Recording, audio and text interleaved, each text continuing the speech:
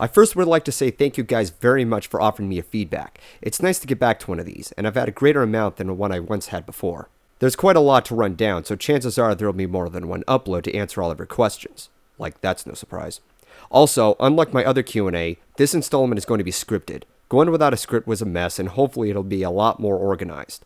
Lastly, I have arranged a few things since some people have asked me some of the same questions. But nevertheless, with that all said and done, let's begin. From Anno94, do you like Skittles? Yes and no. I enjoy the flavors, but they're a little too hard to chew at first, and once they do get chewy, it gets a little chunky and some of it gets stuck in between your teeth, and it just gets annoying afterwards. I like the flavors, but I hate chewing it. From Demon Red 00, do you have any predictions for Season 4? No, I don't, apparently. There are expectations, but there are predictions, and I don't know what to predict for Season 4. From Jordman 2013, do you like Doctor Who? I haven't had much of an interest in it. I tried watching an episode once where someone was cornered by living mannequins in a closed mall until she was saved by the doctor, and then it got boring. From what I gathered, I thought it was one of the first episodes. I don't know exactly. All I know is that it didn't impress me at all. But to be fair, this is just only one episode, and that's not enough for a final judgment. But in the end, I'm just not all that interested. If you like it, that's great. Sacrum Better Than Regi, number 1. How long have you had your OC pony for? I've had my OC pony for over a year now. It used to be a mannequin design from the Ponymaker on DeviantArt.com, and then it was rendered into vectors thanks to Sir Pony Lancelot. Number 2. Where did you get the big Jelly Simpsons donut in one part of Orlando, Florida? I got it from Universal Studios Hollywood, actually, and it's just a simple donut that's enlarged. It wasn't a jelly filling. It was in the park where the Simpsons ride was. Next to it was a Quickie Mart, which is an antique shop. There lies the donuts, and they're about $4. Number 3. What inspired you to become a brony for the community? Well, when I got into the fandom, there was a lot to talk about, and we had high hopes for Season 2. Upon its premiere, I found myself reviewing the episodes of FIM instead of movies. That's as much as I can point out. From Biter75, what do you think is your greatest achievement? I think my greatest achievement was pursuing on having a voice that called out and gained an audience.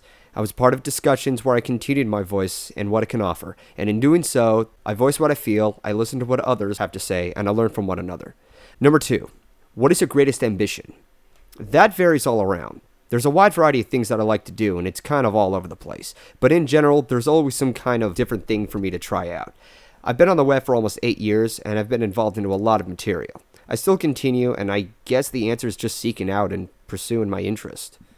I know it sounds vague and shallow to you, but that's all I got. Oh, hold on a second. I just got a message from YouTube service.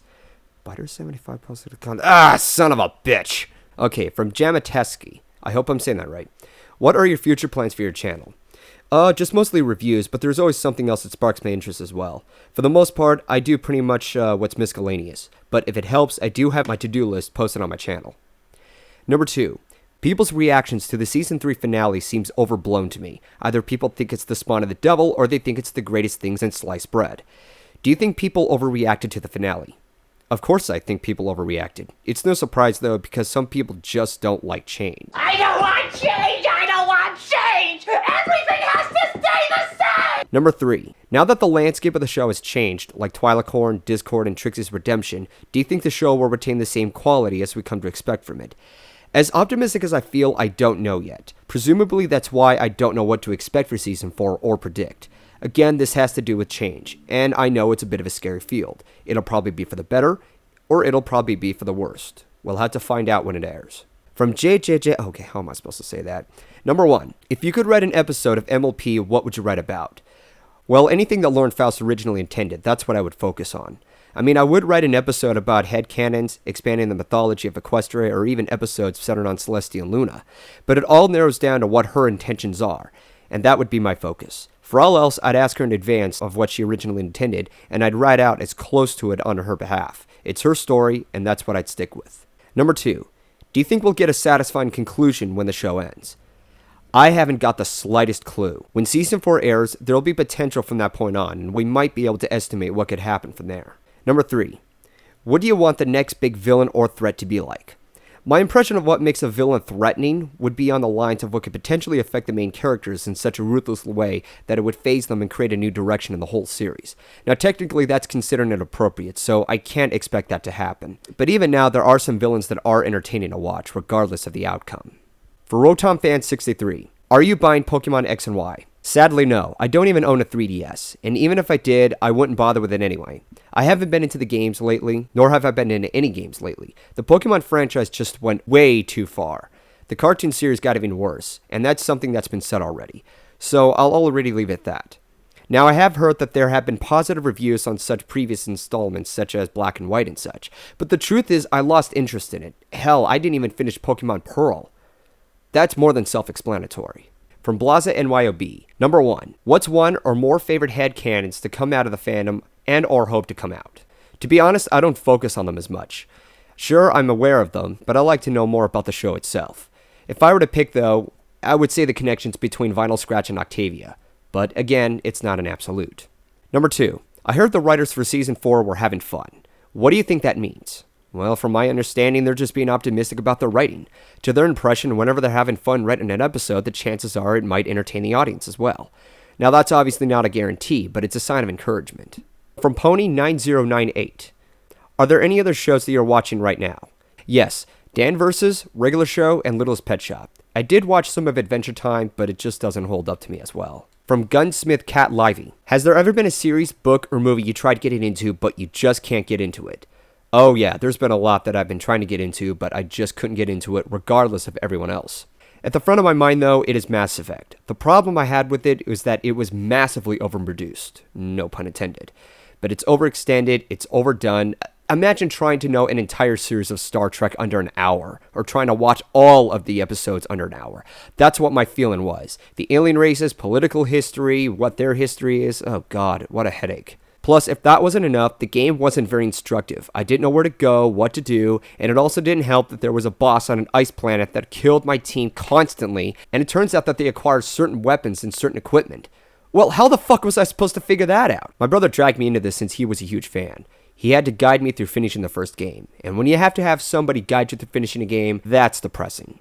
Now, I was told that Mass Effect 2 was a lot more directive, but the truth is, I'll stumble upon another complicated issue, and I'm just not going to bother.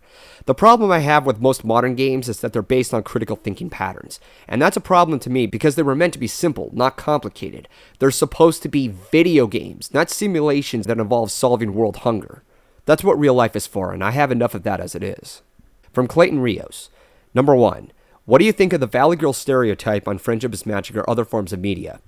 They've always pissed me off everywhere, even when it was intentional by the writers. What's worse is that it's not only a terrible portrayal, but it's been used constantly and it has never faded away. Number 2, do you have a favorite rock band album cover? If so, which one? I don't normally like to judge covers at all. I only take them as recognition. What is with Boston's first album, where several guitar ships are escaping from a destructive planet? Though the songs are very irrelevant and they're just love songs with a nostalgic sound to me. The other is Vultures from Axe Wound, carrying a grungy, depressing feel before popping in the CD. The album is a lot more relatable to the songs given how vicious the theme is. Obviously, they're close to death metal. Number 3, have you ever met someone similar to Diamond Tiara in your life? Oh yeah, dude, I was bullied and harassed in school a lot. I won't specify any names though, because I know that's wrong and that gives out personal information. But yes, I have met someone with a disgusting personality like Diamond Tiara. From Hawks10, what are your thoughts on the Mentally Advanced series and the Friendship is Witchcraft series? I hate to bust your bubble, but I have never watched any of those. I'm familiar with references like Sweetie Bot and Pinky's Brew, but I'm just not a fan of a bridge series in general. From Sonic Sparks 112, are you a fan of Batman? Yes, the animated series from the 90s, though my memory is a little too vague to remember exactly. That and the Nolan series. Most people like myself enjoy the more mature, down-to-earth settings because they have a large enduring moral and impact on certain messages. I am aware of other titles of Batman, but I still have yet to watch them. From Rye5 Guy, what do you think of the Hub's new show, Littlest Pet Shop? It's an okay series. It's cute, innocent, and some of the songs are enjoyable, thanks to Ingram. But some of the humor is a little stupid at times, and Blythe isn't a very clever girl. But my biggest issue is that, judging by the characters, it feels like the show's trying way too hard to be like Friendship is Magic. Zoe's a mix between Twilight, Rarity, and Celestia, since she's also voiced by the same actress. Minky is obviously Pinkie Pie, since she's a pink monkey. Russell has the brains like Twilight, Penny's as sympathetic as Fluttershy, and Pepper feels like Applejack somehow. Everything else, as I said, it's okay.